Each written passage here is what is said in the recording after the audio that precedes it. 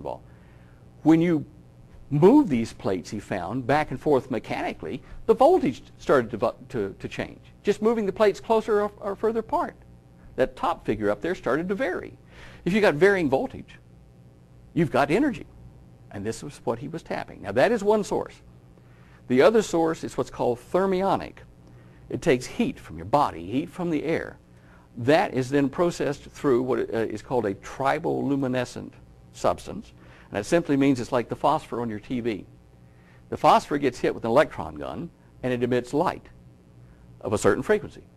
But if you hit that phosphor with that same frequency of light going the other way, it makes electricity come out the other side. Photoelectric effect. All atoms in our part of the universe share energy between each other in what's called the infrared spectrum, the heat spectrum.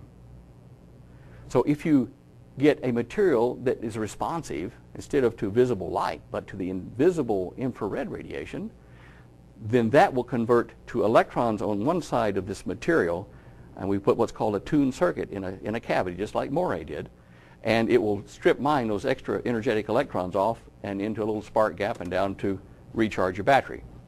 So those two types are free energy, and there are people working on it in a network that I'm a member of in France and here in Mexico, Australia, and elsewhere probably, but the main part of our membership is in those countries.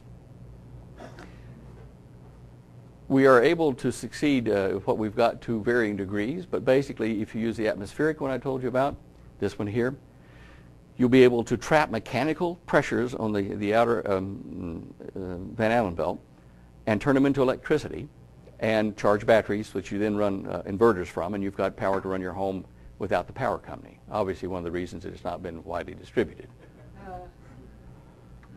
By the way, the thermionic device, if you take a nuclear, there are certain types of nuclear reactions you can make that produce a lot of infrared or heat energy.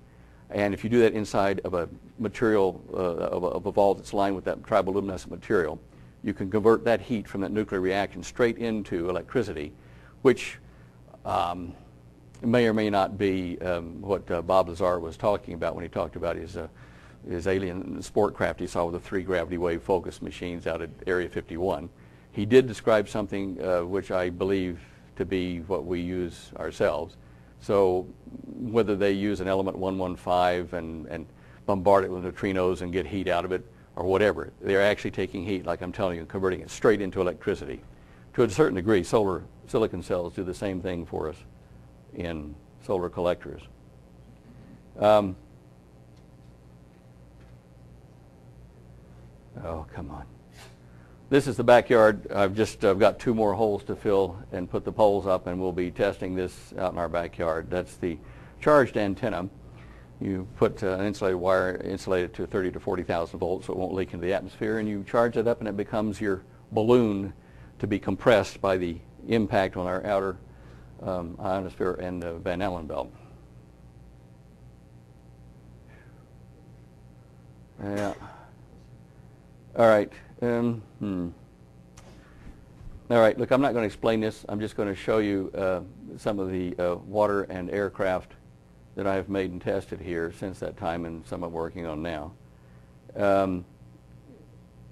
They cycle about every 5 seconds.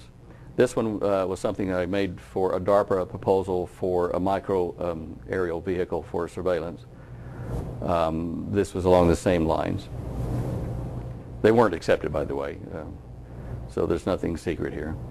These all employ the principles of vortex spins in air or charged air. This is another one we built in Australia, stateside. By the way, the real things weren't quite as pretty all the time. They had scuff marks and things on them, but anyway, this gives you the idea. Some of them were made out of different materials, fibers, composite, and things like that. All of these have definite reasons for their design.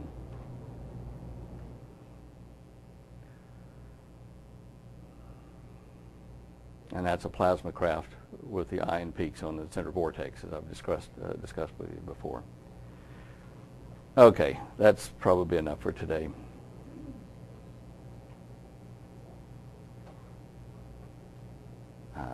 Let's see, have we forgotten anything? Smoke rings, that. Okay. That's it, folks.